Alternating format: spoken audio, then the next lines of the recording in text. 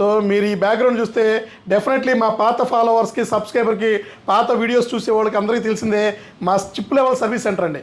So చాలామంది students చాలా ఇబ్బంది పడుతున్నారండి. వాళ్ళ కోసమని వీడియో తీస్తున్నాను.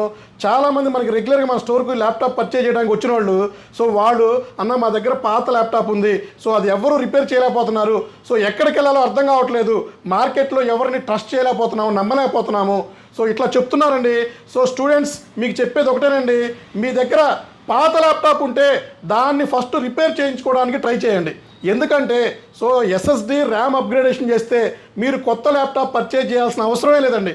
సో యాజ్ నేను ల్యాప్టాప్ స్టోర్ ఓనర్గా ఈ మాట చెప్పకూడదు. ఎందుకంటే సో నేను ల్యాప్టాప్ సేల్ చేయడానికే ట్రై చేయాలండి.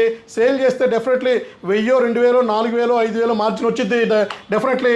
సో నేను మార్జిన్ కోసం నేను ఎప్పుడు కూడా చూడనండి. నా ప్రోడక్ట్ సేల్ చేద్దామని కూడా ఎప్పుడు చెప్పనండి.